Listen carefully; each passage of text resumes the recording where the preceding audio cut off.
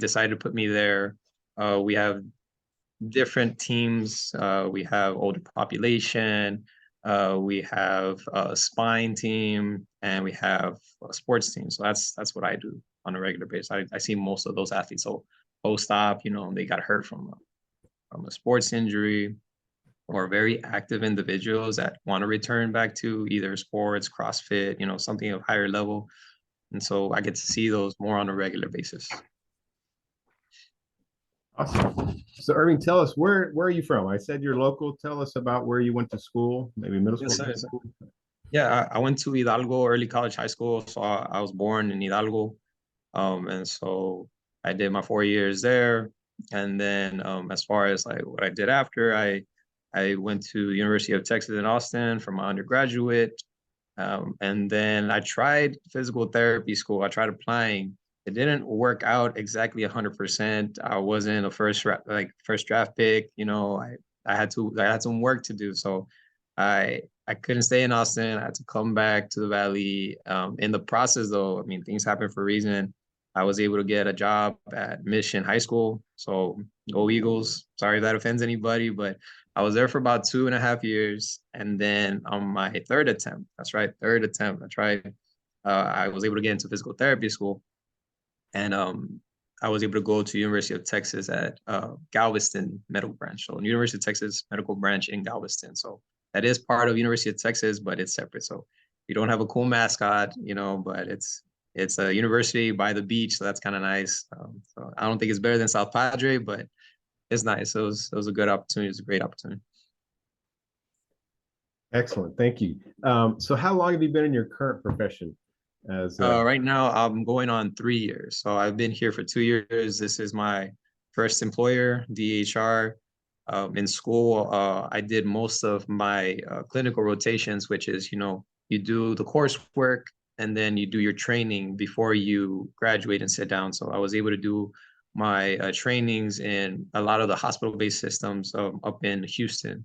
So I was able to work for Memorial Hermann, which is a big hospital system up there, and Houston Methodist. And so it was a great opportunity seeing that, a lot of great resources, a lot of great instructors too. So definitely I always acknowledge that they are a great institution too. Excellent, great.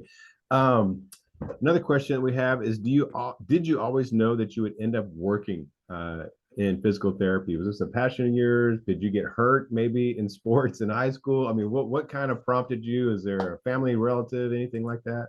Right. So I can't really say that because I got hurt, I wanted to do physical therapy. I guess I kind of found it along my way. So I always wanted to be a doctor. Like that was one of my first things. I just didn't know what kind. I just thought that sounded very cool as a kid. I did get hurt, but I don't think that was like the reason why. I never really thought I would be here, honestly, because I thought it was going to be more in athletic training. Like I said, it's a very competitive program to do, because you're applying against thousands of other kids all over the country, and so after my second time getting denied, I really thought, you know what, I'm going to stay in athletic training. I enjoyed it, but I really liked the rehabilitation process. So I really wanted to pursue that more and learn more about that. And then when I finally got in, that's what led me there. But I think in the process of working, with athletic training and trying to help athletes recover back, it just really sparked my interest. Like, what can I do more? How can I help these guys really get back 100%, And I just became more interested. And then when I got into physical therapy school, it wasn't just athletes. I learned you learn a lot of things. You learn how to recover from a spinal injury, or for babies who are born with defects or problems that are more like muscle and skeleton related. And so you learn a lot of those things. And for me, I was just in awe of all that information.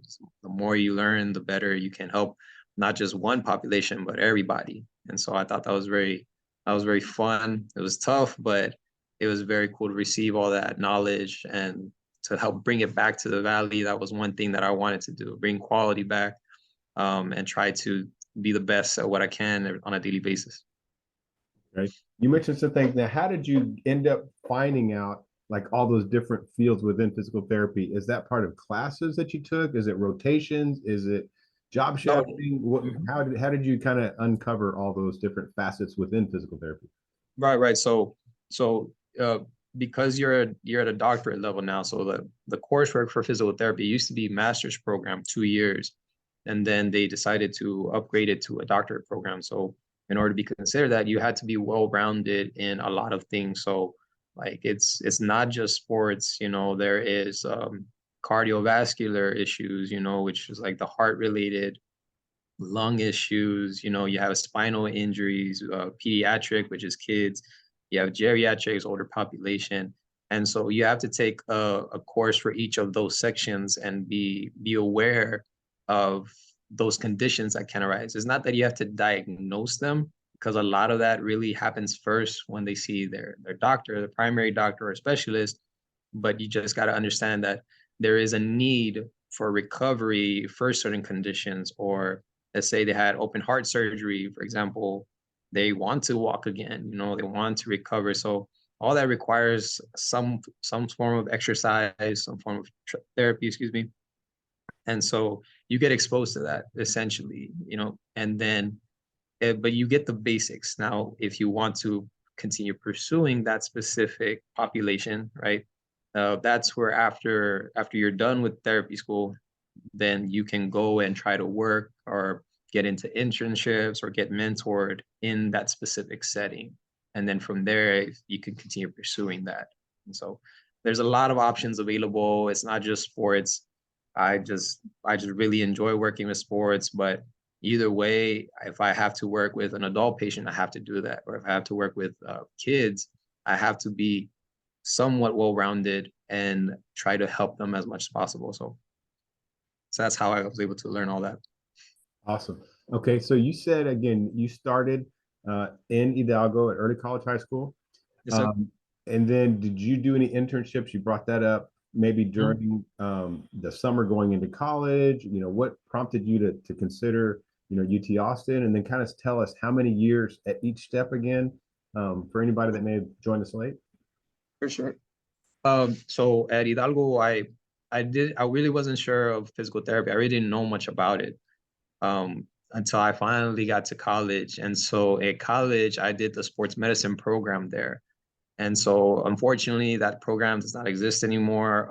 Back then, to become an athletic trainer, which was for the sports medicine program, you had to do 4 years, and then you could sit down and take your board exam to become licensed in the professional athletic training. Now it's a 6-year program, and unfortunately, the University of Texas did away with it. But it was during my time there, within the 4-year program, that while working with these athletes, we would also be a part of their physical rehab, in case of an injury. And then along the way too, our teams would work with other sports doctors and physical therapists. And so for me, it's you kind of see firsthand, like with athletic training, if they go down, you learn like, okay, what am I dealing with? Am I dealing with an ankle sprain or a severe like knee injury? And so you learn that well, but now the fun part is, okay, they're hurt. Now what do you do? How do you get them back to playing at the level they should be? And for me, I always thought like, well, how do you? And so the more I got exposed, I tried my best to ask like, hey, can I sit in on this? And can I observe you if you don't mind? And so from that, it just piqued my interest more, and I really took advantage of as much opportunities to ask some of the other athletic trainers, because they are a vital part of the rehab, to ask the physical therapist like, hey, how would you do this, or what would you do? So that's where I really peaked more with that. And then finally, and once you finish college, and not everybody does a 4-year program. I had uh, some classmates of mine that did 3 years, and then they applied, and then they got into physical therapy. It's just, you just got to take your basics first to be able to apply. And so most postgraduate, meaning after college, schools for the programs of physical therapy, they provide you the information either on their website, or your school advisors in college can tell you, hey, if you want to apply to this program, these are the courses you have to take. And so with that, you have an idea of what courses you really got to knock out. And then once you fulfill that, you also have to take, it's a test that some schools require, some don't. It's called the GRE. Basically, it's an exam to see if you are prepared to take on a graduate program. And so it's just another way to them to see, hey, will he be able or will she be able to take on the workload, to take on the difficulty. And it's just a way to kind of, see who they want to bring in as a student, who can be a student and who may not be, somebody that they're interested in. And once you do all that, you basically apply and you do an application, you send in all your information. Observation hours, which is something I didn't mention, is something that also is part of it. So those things, they have to be within a 5-year period. So like you could do it in high school, you could do it in college, and then that experience is helpful. So I had more of mine in sports, but you could go to pediatric clinics and you could go to a hospital system or inpatient, emergency care. And those things make you stand out as well because they want to see, hey, what have they been exposed to? And so you put in those hours and then you apply ultimately to whatever program is in either Texas. Some people can apply outside of state. It is a little bit more expensive. I'll tell you that anything outside of state will always be more expensive. And so once the school hears from you, they review your application. And then once they see it, they like you, they're interested, they will email you and tell you, we want you to be interviewed. Once you get the interview, then basically you go and you show out, you show who you are, why you deserve to be there, and why you think that you're a great candidate for their program. And then when all is said and done, they go back and they take a look at all the list of applicants. And if they really liked you, then they will offer you an acceptance letter, just like college does, you know what I mean? And then from there, if you have options, you can decide. And then you go through their coursework. Most physical therapy schools, they take about 3 years. There's other schools that are a little bit faster. Some of them are like 2.5 years. It just depends on their program. But either way, each program has to cover the basics for every student in order to sit for your board exam, which is the exam I had to take in order to be a physical therapist. And so it all depends on where would you like to go, what's convenient for you. And so most of the schools at this time, they're all up north, so San Antonio, San Marcos, sorry, Houston, all those places, Dallas. But I'm hearing that UTRGV is going to have a school soon of physical therapy. So that's very exciting. I think that's something has been needed for a long time, especially because there is a need here in the Valley. And so I'm excited to see what that brings, opportunities for locals. They won't have to travel out of state. I know it can be expensive. So hopefully, maybe one of you guys are interested and can apply there and, be a product of that program. That's great. And I love how like UTRGB and others that brought in the medical school because there's a need. Right. Now Right. UTRGB grows and they're getting a football program and their sports Yeah, that's programs right. are growing. We have, and we're going to hit this a little bit later with fun facts, RGB Vipers, RGB Totos, things like that. There's more sports out there that's requiring this need for physical therapy school to be local and provide more opportunities for our community to help support these endeavors. Now you talked about expenses, and that's a great segue because obviously a lot of us down here could use help to pay for college because we know college is expensive. So if you don't mind, tell us about your undergraduate, which is at UT Austin, and then your postgraduate there in Galveston. How were you able to pay for college? I got you.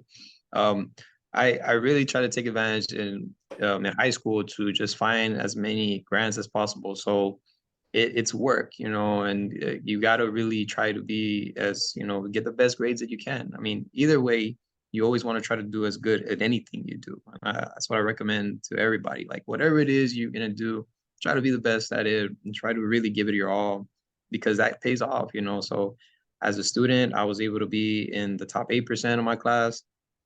And so that allowed me to get certain grants, you know what I mean? And grants is free money, guys. And every school has it. every state has it, and it's just a matter of looking for it and trying to, apply for it. A lot of people, they get scared and they're like, nah, I'm not going to apply for that. I'm not going to get it. You don't know that. You know what I mean? Like, you may get it, and that's free money that you could use for your expenses, and so there's also federal programs, financial aid, like all those things, like, a lot of times people, yes, they come from not the most, like, their parents don't make a lot, and they get scared because it's expensive, don't get me wrong, but if certain families make below a certain cost, you may be able to get free tuition, you know what I mean? And so not all programs provide that, but there are some, you know what I mean? And so it's all just a matter about looking, but also once you have to apply, just trying, of course, to give the best information and to make it possible. So there's grants, and then there's scholarships, of course, some schools offer that. There's financial aid. And then if you really do need a little bit more, there's also loans. And so in for undergrad, I was able to get through school with grants, scholarships, and financial aid. And so that really helped me out a lot. I didn't have to worry too much about spending a lot from myself. And the stuff that I did, it wasn't such a hard impact on my family, because my family did help me along the way with certain things. And then after that, it gets a little tougher because in postgraduate, there isn't as many resources. There are some scholarships that you can apply. Again, you got to really stand out, be very, be someone that they really think deserve that scholarship.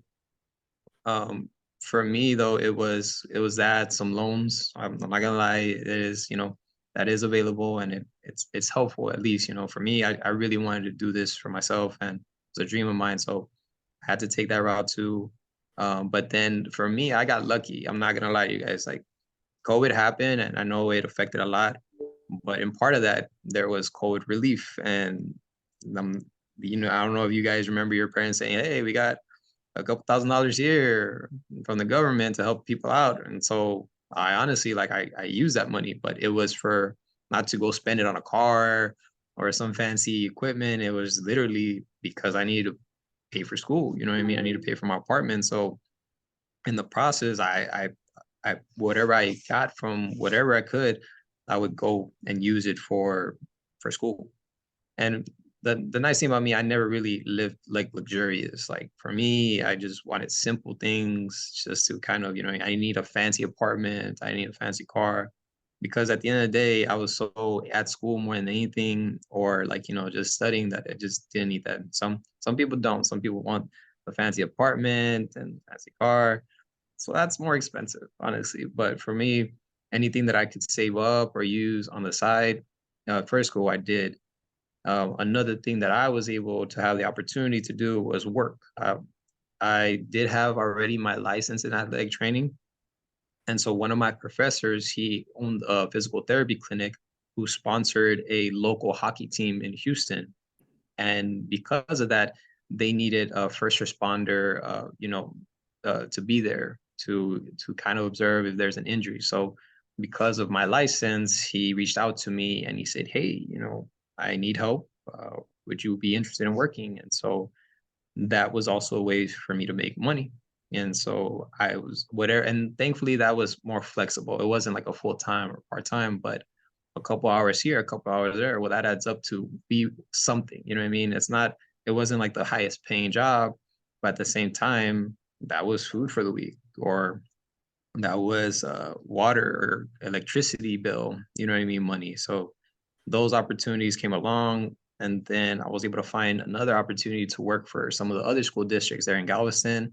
That was another avenue if I could make some money. And so for me, it was just trying to find whatever opportunities I could do that are flexible. And there's other things too that a lot of other students could do, called work study. And so work study is basically you are able to work, but at the same time, it's flexible enough where it doesn't really interfere with your studies. And so some people can work at the libraries, some people can work at the recreational centers, and so those opportunities are available too for students. So at the end of the day, guys, excuse me, you have opportunities. It's just asking around. Don't be scared to ask. It's not just gonna be loans. You may be able to find different ways of making money on the side. You know what I mean, to help with your expenses. But definitely try to find opportunities, ask around. I'm sure you guys will find plenty of those opportunities for sure. Awesome. Sharing great information, great insights. Thank you very much, Irving. Sure. Talk us through what was maybe the hardest, the most challenging part of your schooling, either undergrad or postgrad or both. For sure. What are some obstacles that you had to? No, it's in undergrad for me, because I was in that specific sports medicine program. It was literally you go to class and then you go work with a team, and so balancing that was a little challenging because sometimes, like for example, I was able to work with the football team at one point, and they had practice at 5 in the morning. So you were expected to be there at 5 in the morning, and then you go to class. And that was morning practice or morning workouts. And then after class, there's afternoon practice. So you had to also be there as well. And so it was a lot of balancing that out. And so if you're not a morning person, that was hard for the people. I am a morning person, but sometimes the practice would stay late. You wouldn't get home till like 11, and so that was one of the things that like, but it was showing you like, hey, that's the profession that you're gonna get into. Again, this was my route. And I accepted it. But honestly, you have a lot of time on your hands in college, and so you could use it wisely and you can study well, but you could also use it for a job that you're doing. And it's just a matter of just managing your time, trying to be responsible and just knowing like, hey, I have these things that I have to do. I have this extra time. I could use it to work out. I could use it to work or whatever. But I think that's going to be the biggest advice I give for college students. It's like, it's not going to be first through eighth period. It's going to be, I have class and it's going to be at 8 in the morning. And then I have a break. And then I have class at maybe 3 o'clock in the afternoon. Or I might have a night class that's at 6 at night. You know what I mean? And within those periods of the time, it's what do you want to do with it? You know what I mean? And that's all up to you because now you're an adult. So you could use that to work or you could use to work out or whatever it is you have. But just understand you got to be a little bit more managing of your time for that. And so for physical therapy school, I didn't work as much. I still try to, but again, time management. The hardest part for me with physical therapy school was when COVID hit, because I'm a really hands-on person when it comes to physical therapy. Like it's like that's how you learn. I'm a visual, and we ended up in this format, Zoom. And so the instructor would practice with her kids. Like our instructor was in her home, and she had daughters, and she would teach us on her kids. And I was alone in my apartment, and I was like, I don't have anybody. So I would try to like envision, okay, I do this with this, and it's not the same. And I know that affected me when it came to tests. I was still able to pass, but that was different. I was very good as far as my GPA before COVID, and then when COVID hit, I saw a little dip, and that was a frustrating part about, they're expecting us to perform the same, and it was scary too because like COVID was a brand new thing, and all you would see, unfortunately, on TV is like, hey, this person died from COVID. And if you get this, you could die, and I was scared. I was like, man, like this is my dream. I want to do this, and now I got to worry about a pandemic. And like, I don't like my fear was I worked so hard, and now if I get this, I'm gonna like it could end right here. Like, I was a little paranoid. I'm not gonna lie. Thankfully, that didn't happen. It wasn't as bad for younger population, and now we learn a lot more. But those are some of the things for sure. Aside from that, as far as school wise, you got to put in the work, and it's tough because you have a lot of classes, you have a lot of information, and some people like can just go through the flow. But I really wanted to learn as much as possible. So to retain a lot of information, it was challenging. I'm not gonna lie. And there's certain like courses where it's very depth, like it's a lot of details, but it's for the purposes of what you need to do. Like you're a medical professional, you want to have as much knowledge because at the end of the day, your patients are expecting you to be the pro. They need your help because they don't know any better. So for a medical professional, you want to try to strive to know as much as you can. Don't get me wrong, it's not always clear cut, it's not always by the book, but the more you know, maybe the better decisions you can make, you know, of deciding, hey, can I really help this patient out? Or maybe I need some help. Maybe I need to talk to a doctor, or maybe I need, you know what I mean? So in that instance, a lot of information to cover, short time. Yes, it's fatiguing, but it's well worth it because once you finally apply the knowledge, you feel great because you have a patient coming to you. They have no idea what to do. They're scared, they're crying, they're in pain. But then because of how much work you put in and what you learn, you can provide them advice. You can provide them a treatment that immediately changes how they feel in a good way. And so that's the fulfilling part of doing, like, working hard. You know, it pays off. And so that's what I tell students is like, hard work pays off. It may not be immediate, but in the long run you'll see it, and you're going to feel very good about it because you worked that hard. Awesome. Thank you, Dr. Aldai. Now, you said you wanted in high school to maybe go on and be a doctor, be a medical professional. Are there classes that you took in high school that helped prepare you? Or if you could do it over again, is there some classes you would have taken? Kind of guide us through that, because that's what the population we're talking to is high school students. For sure, for sure. Hidalgo Early College High School provided a couple things. They provided, I think it's a CNA program. Some schools provide that. I didn't do that route. I did, the other program that they had was a pharmacy technician program. And so I really enjoyed that because we started talking a lot about medicine, the effects of the body. And my professor was very strict, but it was for the same purposes. And like I look back and I was like, man, he's so mean. Why is he so tough on us? And now that I'm a medical professional, he was a pharmacist on the side. He taught, but he was a pharmacist. And now I know why, because yes, like you can't just give any medication or mess up on a medication. Like that could be, you know, life threatening, you know what I mean, if you do it wrong. And so he was hard on us because he wanted us to know, hey, this isn't just whatever, you know what I mean? This is something you want to do. You got to try your best to learn this. So that was fun for me, just learning how the body worked. I think that was very interesting. Uh, a lot of the courses in high school, they help with college because you end up taking certain courses. But for me, the one that I felt really like got me more interested in being a healthcare professional was the pharmacy technician class, because that was a lot more towards what I like at that time, what I thought was to be a medical professional. Every other class, it was good. For medical school, you gotta know a lot of biology and chemistry. So if that's your route, it's good to know that because that's something you for sure can definitely apply later on when you have to take an MCAT, which is like a test you got to take for medical school if you're interested in that.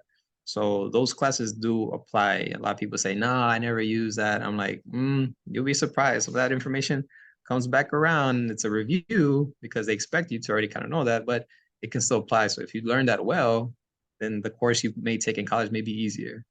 And for those instances. And so that's for high school, that's where I got most of like my interest in being a medical professional.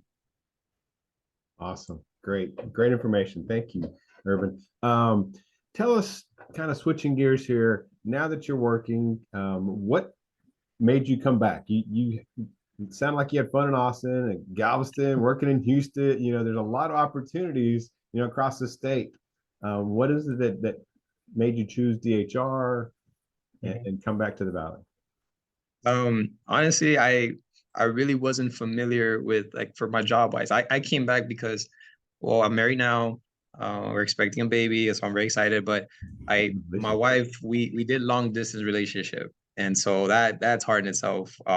But I made her promise. I was a very romanticism, whatever you want to call it. I gave her a promise ring, and I told her, like, because we were already dating for 3 years, and once I got into PT school, I told her, like, hey, I need to take this opportunity. This is my dream. I've been working for this. This is my third time applying, and I finally got in.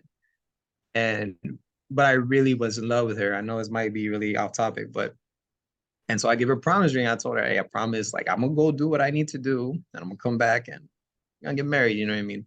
But honestly, though, like a lot of my family is from here. I do have family in Houston, but I really love the Valley. I know that sounds very cliche to say, but no, like you could live. I've had the privilege of visiting big cities. Don't get me wrong, it's really nice, but I love the peace that I have here. I love that I can see my friends sometimes, and because they've also moved to, but mostly my family, and my wife is very family oriented. So with me having that relationship with them, that was very important. But it was also something for me that I wanted to strive to bring back. You know, a lot of people, they say, you know, we don't have the best medical teams here. Go to Houston, go to San Antonio, go to Austin. And for me, I'm like, why? Why is that the common thing to say? Why can't some of us go out there, bring that knowledge, whatever people are saying is better out there, and then maybe come back and teach that, spread, you know, the information, spread the good stuff. And so for me, that was something really that I was working hard for. Like I wanted to come back and show, like, hey, you know, those guys are good, but you know, I could be better. You know what I mean? And I'm not saying I'm the best. I got a lot of work to do because I'm very young in my career, but I really love what I do, and I really strive to be as good as who they say that they think, or better. And for me, that's just showing, like, hey, like, you know, that's nice that you think those guys are good, but I will show you that we're also good here, because I really do think that, like, no offense to any other people who know other clinics, but I believe I have a great team. I believe we really have the knowledge and resources to provide great physical therapy services in the Valley. And so that for me was something that, like, I was like, I'm accomplishing. It's not of like 100%, but every day I know that if I bring what I can and what I've learned, I'm making a difference in my community, and I'm helping others too. If I have a student, I'm trying to show them, like, hey, you know what? You can do this too. It's a lot of work, but hey, learn it and apply it, and you're gonna get your results. So that was for me something very important. Coming back to the Valley and showing how we can do it too. I appreciate that. Thank you. We need more like you, Irving. So I hope they're listening out there. And that's a great thing. You know, a lot of what I've, you know, being in education as a former teacher and administrator, that's what I tell them. You know, go, you know, discover, you know, what's out there, but come back, bring that knowledge. We need you back here in the Valley. So thank you for doing that. Now, talking about your career, what's a normal day look like for you now that you're here at DHR? You said you're working on your third year. Yes, sir. Yes, sir. About being a Uh, therapist. Normal day, I wake up early, guys. I'm a morning person. I've been like that since college. I've been like that since PT school. I try to exercise, so I can't just preach exercise. I gotta also do it too. I'm not the fittest, you know. I'm sure all y'all will beat me in a 40-yard dash, or will probably, like, if I work out with you, I probably won't make it. But I try to exercise just to be able to show my patients, hey, you know, this is how you do certain things. You know what I mean? And then, like, right now, I'm currently trying to study for a specialization exam. I'm trying to be a specialist in orthopedics, so that's a little bit more. It's a self-taught course, but if I can pass it, I will be considered an orthopedic specialist, which is huge. This clinic of mine has two already. They just took it this past year, and that's a big thing. Most orthopedic specialists, they do a residency program that doesn't exist in the Valley. That's only up north in, you know, certain schools, or certain institutions, because this is after school. This is more like you apply for a residency program. I'm sure you guys may have heard, for doctors do residencies. Now, physical therapists can also do residencies too, but it's very expensive. I'm not gonna lie. So the other option is you basically you get hours of work. So that provides, you know, that you are working with a certain population, and then you apply. Of course, you have to pay because there's a course you can take, but it's self-taught. You know, it's all on your time. You're still working. You're not with the residency. It's work and school, so that's different. And so I didn't see that feasible for me. So right now, that's what I'm doing. So I'm trying to study, and, you know, fingers crossed everything works out. I take my test next year, so hopefully that works out. And then around 8 or 9, that's when my schedule starts. You know, it varies because I'm available when needed. So most of my time I start at 9 o'clock. From 9 a.m. to 12 p.m. I'm seeing patients. Here we really focus on quality, so it's more one-on-one. So I see 3 patients in the morning. That could be either a treatment, being that we already know what they have, and we're trying to recover, trying to rehab them, or that could be an evaluation, being that they are new patients to the clinic and we have to figure out where their biggest, deficits are, what's their biggest problems and how we can address that. Or it could be what's called a reevaluation, being that they've already had some time in the clinic and now we have to reassess. How are you doing? How are you progressing? What do we need to continue? Or do you feel great and we're good with therapy? You learned what you had to. We were able to take care of your pain and now you feel 100%. And so that's 9 to 12. I have a 2-hour lunch break, which is good and bad because, like, some people have a 9 to 5. Mine is 9 to 7, but I do have a 2-hour lunch break between 12 and 2. I try to use that to one, eat, but I also now I'm using it to continue reading, continue studying, or if I have to look into another patient for any reason. And then from 2 to 7, I am working as well with the same thing. It could be a treatment, it could be an evaluation or reevaluation, just how I said that from 9 to 12. So yes, I do get out a little late, but it's all good. That's usually what I have to do. For me, it's a lot of typing because it's the one-on-one. We're working together, we're exercising, but at the same time, I do have to document, and that is the most tedious part of my job. It's not my favorite, but I have to do that because we have to keep records, we have to communicate, and that's the best format to do so. So we basically type in how the patient's feeling, and then we have to document what we did that day. That's very important. Just for any case, if a doctor asks, hey, what are they doing? You have that as a backup. Or for any reason, somebody wants to sue, patient is saying they did this. Well, no, you didn't. You're lying. We actually did this. And so that's why we document for that. So a lot of my job is documenting, but the other part is working with the patient, talking to them, showing them exercises. We do a lot of manual therapy here. So that could be, I have to stretch a patient, I have to massage a patient. There's other interventions like treatments that we do, and I'll show you a picture of that later.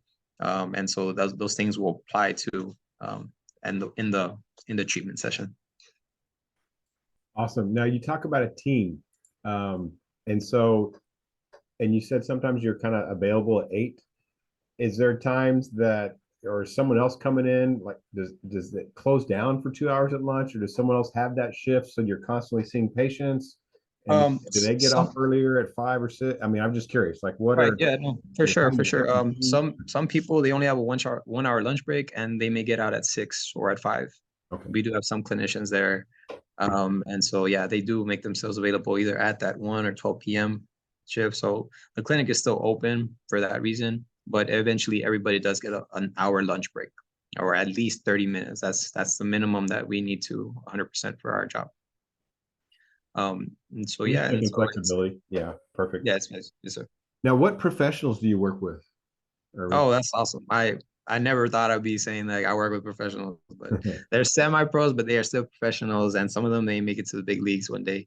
I get to work with RGB Toros. I've seen a lot of soccer players since I've been here. Every once in a while, we get to see some Vipers. I can't disclose any names, right? But we do get to see some of those. And then I also have the opportunity to work with UTRGB athletes, and that could vary from whatever sport there is: basketball, baseball, tennis, volleyball. And so that's nice. Like that's really cool working with these high level athletes that just, unfortunately it's part of the game, they get hurt, things happen and they come to us and we're trying to get them back to 100%. Awesome. That's exciting. And you also talked like when you were undergrad, UT, and beforehand you said you worked with a basketball team and you said you also worked with a football team. So kind of take us through some of those opportunities. And yeah, that was crazy. I'm not gonna lie, because there's a lot of things that athletes have privileges to, but it's because they do represent the university. So I got the opportunity to work with some of these people. Some of them are still in the pros at this time, which is cool to see. I can say I know that guy, or I stretched him. You know what I mean? Like I get to say those things. That was just fun. But yeah, and in the process, I mean, you're there with them, so you may come out on TV.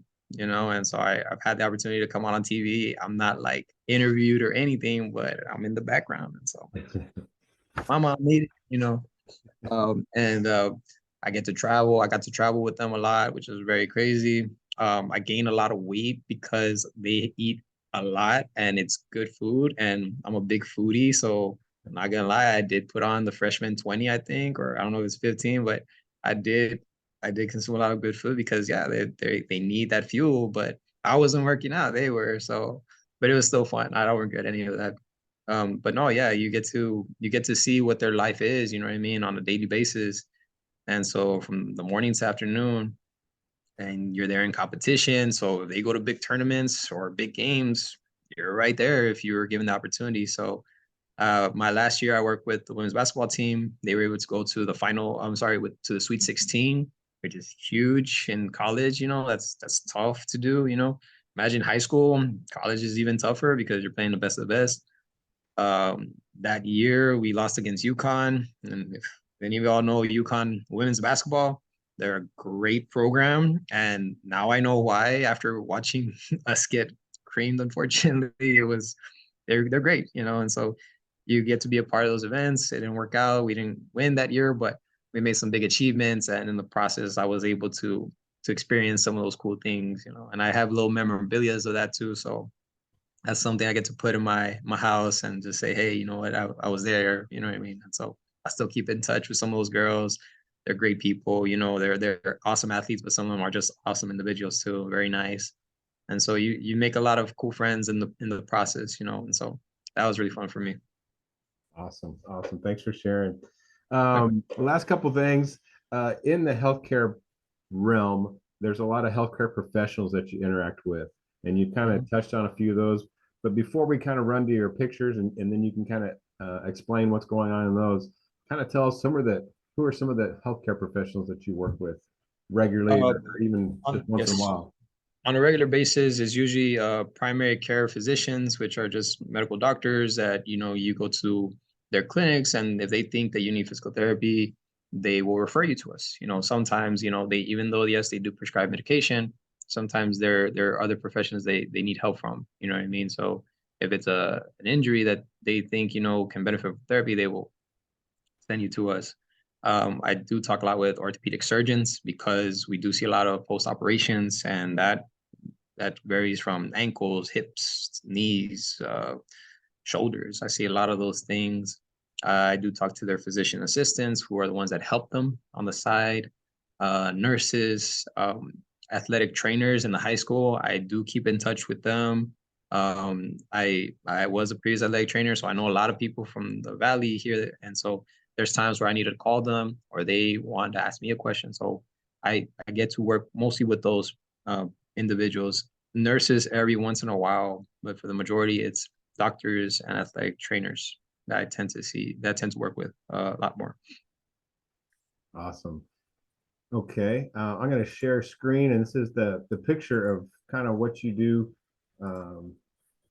pretty regularly. Let's see if it's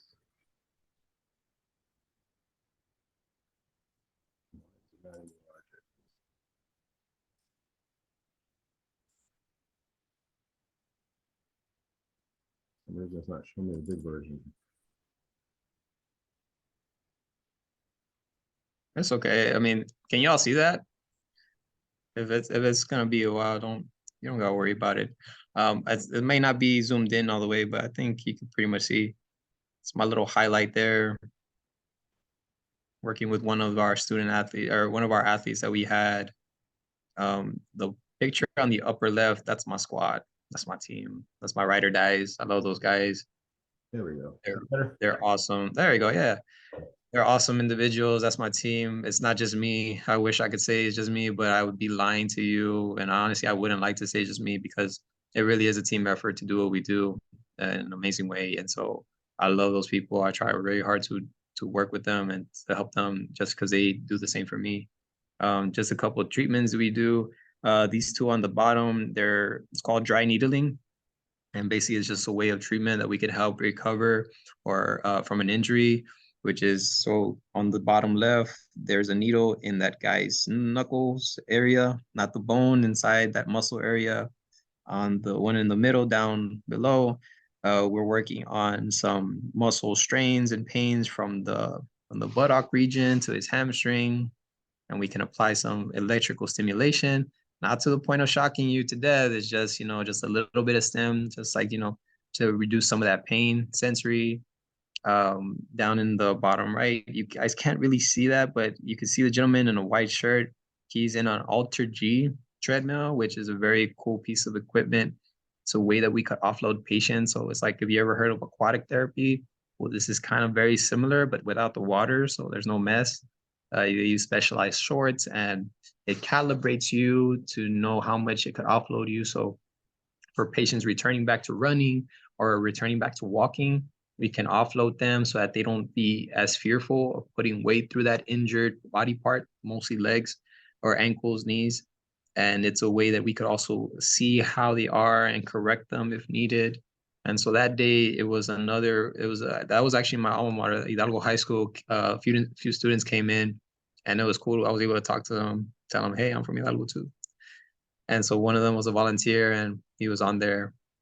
And so, yeah, that's pretty much it. Like, just a little highlights of what I do on a regular basis, guys. Awesome. Thank you. Thanks again for sharing. Students, this is kind of the time where we wrap up and take questions. If y'all have any questions, feel free to either put them in the chat once again, or since there's about 5 campuses, give or take, you can also unmute your mic if you're interested in asking a question directly to Dr. Aldai.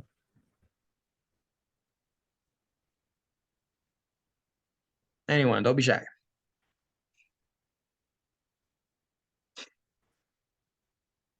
While we're waiting for any kind of questions to populate, do you have any helpful tips, Erwin, for the students out there listening? And if not here on the recording, they might hear it later in the day or next week.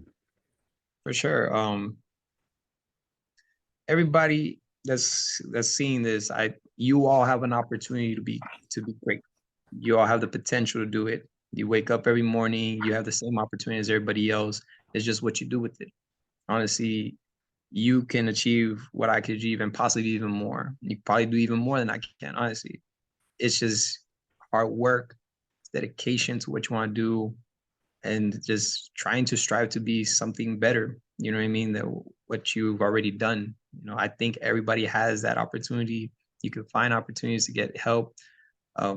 Work hard at what you do. I'm hoping you love what you do in the future.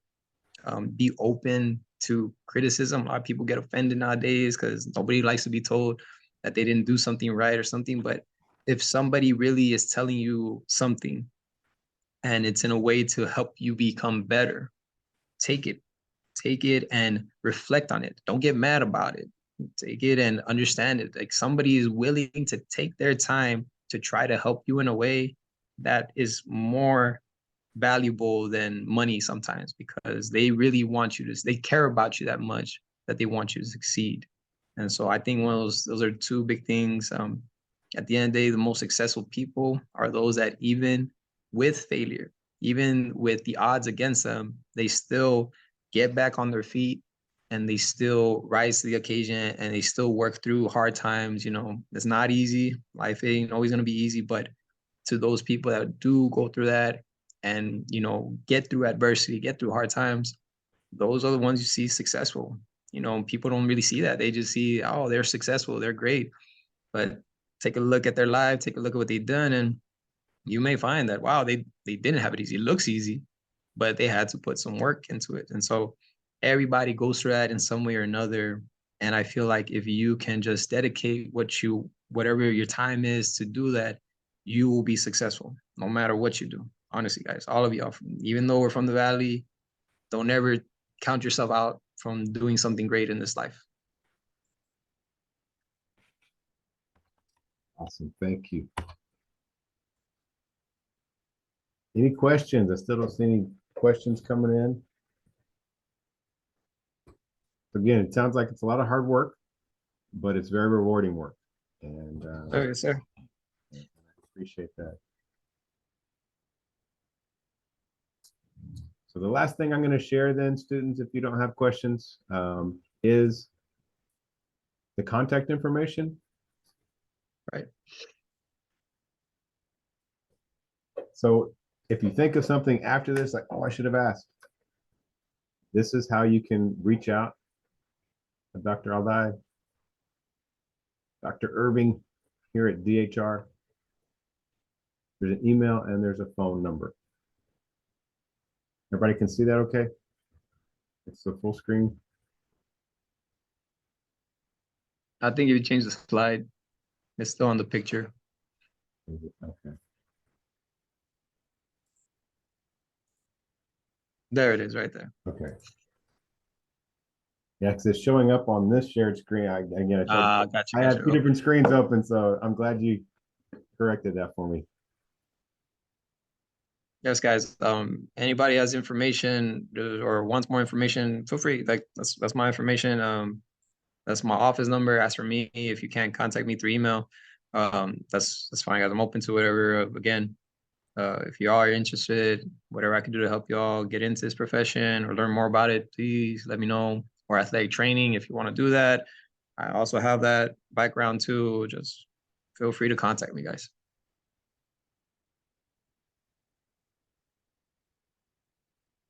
All right, leave it up about 10 more seconds. You can either take a quick screenshot or a picture with your phone. And also know that we will be sharing this Zoom link recording with the teachers and staff contacts there at your campus. And there's going to be an opportunity to either rewatch or ask for that link. And you can always, scroll to the end of the recording and grab it again in case you miss it. But that does it for today. Once again, thank you for your participation. Dr. Irving, I can't thank you enough for coming on. I enjoyed our pre-talk about ball and welcome. Sorry if you guys aren't fans, but yeah, it's gonna be fun. No, thank you guys for the opportunity. This is awesome. Thank you so much. Appreciate you guys. All right, we're signing off. Y'all have a great rest of your Friday here in this holiday season. I wish you all happy holidays, and let's fast forward to our Christmas break here. It's before you know it. That's awesome. Thank you guys. Have a great one. Yes, be careful, everyone. Bye. All right. Irving, we'll be in touch. Thanks so much. Sounds good, sir. Thank you. Okay. Bye.